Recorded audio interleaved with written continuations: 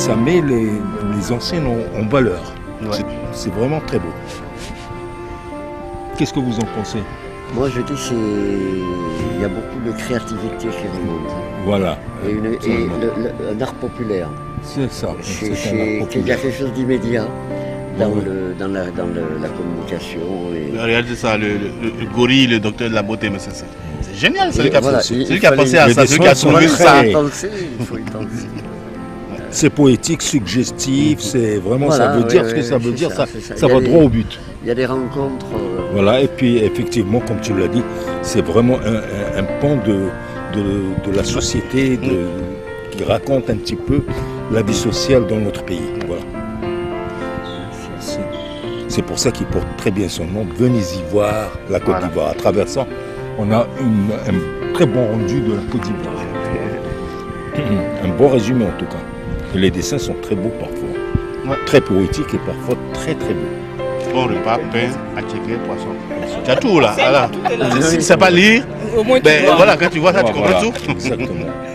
Bonjour à tous, nous voici en compagnie de M. Venance Kona, l'une des plumes les plus averties ici en Côte d'Ivoire, qui a bien voulu se soumettre au jeu d'être le rédacteur de ce joyau que nous avons entre nos mains. On va échanger juste un moment avec lui. Alors, M. Venance, voici un livre que nous tenons, peaufiné avec de très belles histoires, avec une écriture presque poétique, sachant d'habitude comment vous écrivez. Alors, qu'est-ce que ça fait de réussir à mettre toute la Côte d'Ivoire le passé de la Côte d'Ivoire, je vais dire, dans un support écrit ainsi? Bon, c'est pas tout à fait le passé de la Côte d'Ivoire, mais c'est, disons que c'était une façon de faire de la réclame à une certaine époque. Il y a eu, quand vous verrez le livre, c'est en deux parties. Il y avait les réclames d'avant, et puis je dirais les réclames modernes.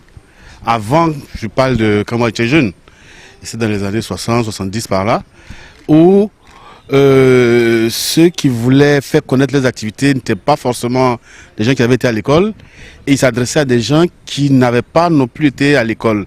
Par exemple, le coiffeur, il fallait qu'il fasse savoir qu'il coiffe, et qu'il coiffe de cette façon. Donc on dessinait tout simplement les différentes coupes. Le vulgarisateur pouvait savoir qu'il réparait les pneus, mais il dessine le pneu, ou je sais pas, la vendeuse de foutou, ou de bière va dessiner la bière. Voilà, c'est une façon de faire la réclame. Et puis les choses ont plus ou moins évolué. Bon, les dessins on peut les trouver drôles, naïfs, tout ce qu'on veut. Mais moi, en art, je trouve qu'il n'y a rien de naïf. Voilà, c'est une façon de présenter les choses. Quand on voit le tableau de Picasso, quand on voit ce fameux tableau Guernica, on peut dire, bon, c'est de la naïf. Mais pourtant, bon, c'est pas du tout ça. Donc en art, il n'y a rien de naïf. C'était leur façon à eux de présenter les choses. Parfois, il y avait de la disproportion quand ils dessinent le personnage. Mais voilà, c'était une façon de faire. J'ai parlé de la vendeuse de bière, mais il y a aussi le guérisseur. Moi, j'adore, c'est toi, là, il y en a une derrière nous, là, et qui va, à travers les images, montrer tout ce qu'il soigne. Bien sûr. Voilà, parfois c'est très explicite. Très explicite. Le coco, c'est quoi? C'est... Bon, je crois que ça se voit là. Ça se voit. Problème d'accouchement. Voilà. On voit des êtres un peu bizarres dans la forme, des choses qu'on ne réussit pas à s'expliquer. Diarrhée, voilà, là il soigne la diarrhée. Bon, je crois que quand on regarde, on a tout compris. Voilà. Alors, à quoi répond finalement cette volonté de cataloguer le passé, le présent et cette forme de communication, on va dire, qui est désormais caduque en voyant les nouvelles formes qui sont utilisées? Caduque, moi je ne crois pas. Pour moi, c'est une forme d'art. C'est une forme d'art qu'il fallait montrer. Bon, on peut trouver caduque parce qu'on utilise d'autres moyens de communication. C'est peut-être figé, mais c'est une forme d'art qui existe. On les trouve encore aujourd'hui dans nos rues. Et il y en a d'autres. Sur les taxis, par exemple, sur les bacas, pour moi, c'est de la poésie aussi. Quand on voit ce qui est écrit, parfois, il n'y a pas d'autre mot, c'est de la poésie. Et dans ça, dans ces enseignes-là, il y a aussi de la poésie. Donc, ce n'est pas quelque chose de caduque, c'est pas quelque chose de... Mais c'est une forme d'art, voilà. Je ne sais pas comment le dire autrement. On communiquait de cette façon-là. On continue de communiquer de cette façon-là. Et puis voilà. Est-ce que demain, ça va disparaître? Je ne souhaite pas. Mais en attendant, on a collecté ce qu'on a pu trouver pour le mettre dans un livre. Moi, j'ai quelques affiches comme ça chez moi à la maison. Et je suis très heureux de les avoir. Non, ce qu'il faut féliciter, c'est le photographe qui a été chercher ces affiches, ces pancartes-là à travers toute la Côte d'Ivoire. C'est vraiment lui qu'il faut féliciter. Moi, j'avais les images sous les yeux. j'ai brodé là-dessus. J'ai essayé de ne pas être long, parce que ce n'est pas le texte qui compte, c'est les images qu'il faut voir. Donc moi, je n'ai pas eu beaucoup de mérite. C'est les personnes qui ont été collectées tous ces petits trésors-là, c'est vraiment eux qu'il faut féliciter. C'est-à-dire Mme Kaidine et puis Uwe Omer, le photographe. C'est eux qu'il faut féliciter. D'accord, là vous êtes en face de la caméra. Quel est le message que vous pouvez envoyer à l'endroit de toutes ces personnes qui ne connaissent pas le livre d'abord et pour les motiver à découvrir le livre et à voir tout le travail qui se trouve à l'intérieur? Mais qui viennent voir déjà, comme le titre le dit, venez y voir, qui viennent voir, qu'ils ouvrent le livre et découvriront une partie de leur culture. Une bonne partie de la culture de la Côte d'Ivoire s'exprime à travers ces banderoles-là, ces affiches-là. C'est un pan de notre culture qu'on ne peut pas ignorer, qu'on ne peut pas balayer du revers de la main. Je pense que ça nous enseigne quelque chose sur ce que nous sommes. Les enseignes, là je vois par exemple celle que nous avons vue tout à l'heure plus bas, qui a l'air d'être disposée en travers d'une route. Et je suis surprise. À moins que ce soit un village de guérisseurs. Je me félicite et je félicite l'ENEI SEDA d'avoir abouti parce que c'était pas évident. J'étais donc, quand le projet a été lancé, j'étais donc à la tête d'ENEI SEDA. Donc nous avons, avec Monique Le Weller, pour laquelle j'ai toujours eu un très grand respect parce que je la considère comme une artiste internationale, il n'y a pas que moi qui la considère comme ça, mais comme nul n'est prophète dans son pays, c'est bien de le dire. Donc son idée a été géniale, sa proximité, son amitié avec Uwe Omer a permis d'avoir des photos particulièrement bien choisies, enfin elle les a bien choisies parce qu'elle en a des tonnes et des tonnes. Elle a aussi une collection d'enseignes.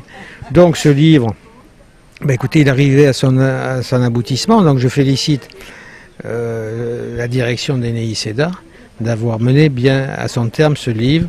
Ça prend un beau livre comme ça se fait pas en 2 temps, 3 mouvements, ça a mis plus d'1 an en tout cas, mais comme vous le constatez, c'est une grande réussite.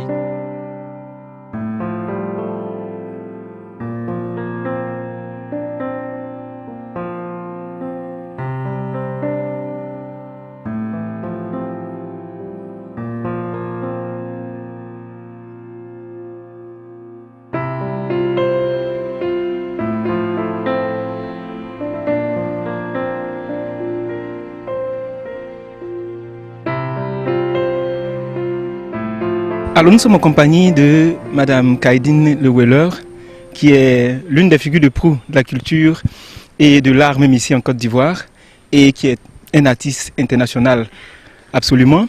Et aujourd'hui elle a l'honneur parce que nous parlons d'une œuvre qu'elle vient de faire sortir, qui s'appelle Venez y voir la Côte d'Ivoire, une œuvre qui est un voyage dans le temps, qui nous permet de passer et de revivre toutes ces émotions vécues par le passé à travers l'image. La première question, c'est quelles sont les motivations de mettre un tel support au bénéfice de toute la population? Eh bien déjà, pour moi, c'est un livre d'histoire et d'art en même temps.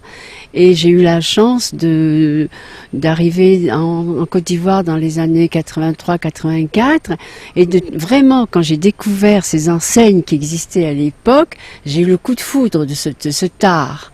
Parce qu'on peut le qualifier d'art naïf, mais c'était une manière de communiquer qui était très originale, très créative, avec des slogans merveilleux. Et donc, j'ai commencé moi-même à faire une collection. J'ai acheté des œuvres. Il se trouve que Uwe Omer, le grand photographe qui faisait déjà des reportages en Afrique, a vu ces œuvres, a dit « mais c'est fantastique ». Nous avons fait un grand tour en Côte d'Ivoire pour photographier même sur des murs. C'est pas seulement l'enseigne devant un magasin, c'est carrément des fresques sur des murs. Et en 88, nous avons fait un diaporama au centre Georges Pompidou pour une semaine de la Côte d'Ivoire au quotidien. Donc c'est déjà quelque chose que j'ai dans la tête et que nous avons tous les deux dans la tête, Uwe et moi, vraiment de pérenniser cet art. Et en fait, nous avons réussi à le faire bien des années après, parce que chacun a son cursus, chacun fait son programme, mais cet art, les enseignes, a disparu. complètement. Enfin, quelquefois, on a la chance de trouver encore une pièce, mais c'est très, très rare. Donc, j'en ai trouvé, c'est le moment de faire. Et il est venu l'année dernière, en janvier dernier, continue alors le côté moderne, la communication moderne. En fait, c'est un livre d'histoire sur la communication. L'urbanité, la communication, comment on communique. Alors évidemment, maintenant, il y a les supports modernes, il y a la télévision, l'Internet, et le graphisme a changé. Complètement changé. C'est beau aussi, mais même la manière de présenter le travail, les petites phrases qui accompagnent quelquefois l'œuvre ont changé. C'est pour ça que j'ai voulu mettre du Nouchi pour accentuer, voilà, à la sauce nationale. C'était parce que ça existe, ces enseignes-là existent au Togo, elles existent à Accra, enfin au Ghana. Mais justement, je voulais que ça soit vraiment ivoirien. Et pour que ça soit ivoirien, eh bien, il y avait le Nouchi.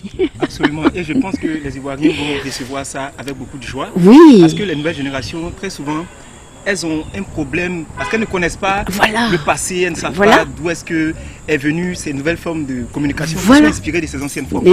D'ailleurs, la question c'est cette fresque-là, lorsqu'on arrivait dans le livre, c'était sur un trottoir totalement. C'est où vous avez tiré? Alors c'est même, vous voyez, ma fille, parce qu'elle est élevée dans un milieu artistique, ma fille elle-même, elle trouvait ça très beau, et elle était de passage, elle venait de passer son bac, ou elle allait passer son bac, avec un copain à Boaké, elle a piqué l'arrêt devant cette bâche qui était sous un pont. Le marchand de ses médecines était sous un pont, elle s'est cotisée avec le petit copain qu'elle avait, et ils ont acheté cette bâche. C'est une pièce de musée. Elle est double face, c'est une pièce de musée. D'ailleurs, je n'ai pas dit que je fasse pas un jour une exposition au Quai Branly. Je l'ai pas dit parce que déjà, je l'ai montré au président du Quai Branly qui a trouvé les photos merveilleuses. Mais malheureusement, ils sont bookés jusqu'en 2020. Mais il m'a recommandé de faire ma signature à la librairie du Quai Branly, ce que je vais faire le 24 juin. Et combien de temps ça prend pour réunir toute cette histoire-là en images? Ça a pris, en images, alors fallait faire le tri déjà. Ça a pris presque 1 an et demi. 1 an et demi. J'ai fait le chemin de fer. J'ai dit, avec le photographe, bien entendu, j'ai dit, on va faire un voyage. On va partir des anciennes enseignes et puis on va aller vers les nouvelles. Voilà. C'est comme ça que le chemin de fer a été fait. Mais quand même, il faut reconnaître la qualité du photographe. Ah oui, mais la qualité, lui, c'est déjà un grand photographe. Donc, il m'a sélectionné. Nous avons vu les photos qui pouvaient être retenues. Et c'est à partir de ces photos-là que nous avons fait le livre. Voilà, c'est ça. Il y a pas mal de personnes qui ont effectué le déplacement. Oui. Pour venir chercher le livre, tout et tout. Alors, je souhaiterais maintenant que vous lanciez un appel à la jeune génération, même à la génération passée par rapport au livre. Oui. Qu'est-ce qu'on découvre dans ce livre et pourquoi est-ce qu'on doit absolument l'avoir? Bien, pour la jeune génération, c'est toute une époque aussi, où il n'y avait pas forcément, il y avait pas les procédés modernes, où il y avait des gens qui ne savaient pas très bien encore écrire le français aussi. Donc, mais il doublait ça de l'humour avec une petite phrase amusante. C'était une manière de communiquer. Donc, c'est important pour les jeunes de voir ce qui était exprimé autrefois. Voilà. Et je pense que peut-être, j'espère, faire une exposition de ces enseignes aussi en Côte d'Ivoire. J'en parlerai à M. Nicolas Frelot, ou bien au musée même d'Abidjan, pour que tout le monde, tout le public puisse voir ce travail. C'est très important. Au-delà du caractère drôle de la chose, pour vous qui êtes une personne versée dans l'art, lorsque vous observez des images aussi expressives, c'est-à-dire lorsqu'on parle de diarrhée et puis on sent qu'il n'y a pas de ménagement, la personne a un objectif à atteindre, c'est de faire passer le message net. Qu'est-ce que vous en pensez tout Je trouve que c'est bien, ils ont osé, c'est une forme d'art brut, c'est de l'art brut, et puis ils ont, on va pas prendre 36 chemins, voilà. On voit l'image des problèmes d'accouchement et puis on voit la tête de l'enfant qui est sortie. Non, mais justement, parce qu'à problème d'accouchement, il y avait des gens qui regardaient et qui ne savaient pas, eux, lire peut-être. Tandis que là, ils ont compris. Ils ont compris. Oui, ça répondait à une époque. Ça répondait à une époque où tout le monde n'allait pas forcément à l'école, où tout le monde ne savait pas forcément lire et écrire. Donc c'était une manière de communiquer par l'image. Voilà, c'était très... Alors à toute la population, à tous nos abonnés de Cody TV, ce que je pourrais dire, c'est le livre à avoir absolument parce qu'il il retrace en un instant l'histoire du passé et l'histoire de maintenant. Et c'est une source d'inspiration même pour les jeunes créateurs, pour les jeunes artistes d'aujourd'hui. Donc, il faut absolument avoir ce livre. Pour l'obtenir, c'est assez facile. Il faut se rendre juste derrière l'ambassade des États-Unis, où se trouve la Villa Kaïdine, voilà. L'antre de l'art et l'endroit où l'art s'exprime dans toutes ses dimensions, est venu chercher ce livre-là. Votre mot de fin? Alors, il sera également au Palais de la Culture, au Salon du Livre, ce livre-là, au stand des NUI. Donc, les visiteurs du Salon du Livre, je pense qu'il y en aura beaucoup, ils sauront qu'ils peuvent trouver ce livre au stand des NUI. Voilà. Merci bien,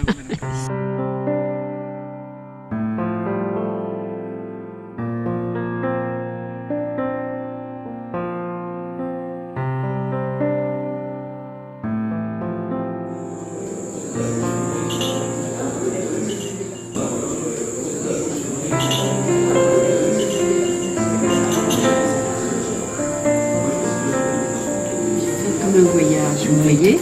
Alors venez y voir, parce que j'ai la chance de trouver une enseigne très démolie, très cassée, il est marqué venez y voir. J'ai vu c'est trop beau ça. Ouais. Et puis j'ai ajouté la Côte d'Ivoire. Oui, c'est super. Oui, ça rime en plus. Voilà. Alors comme un voyage, donc c'est une fresque qui est faite sur un mur et on arrive. Après n'est pas loin. Avec les bonnes expressions ivoiriennes. Alors le texte de Venance Conan. Et puis là, une très belle fresque avec un éléphant, une dame qui dort au pied de cet éléphant. C'est qu'entre la brousse encore un petit peu. Tout à l'heure, si tu veux, il y a la vache avec une magnifique, tu vas te régaler. Tu vas te régaler.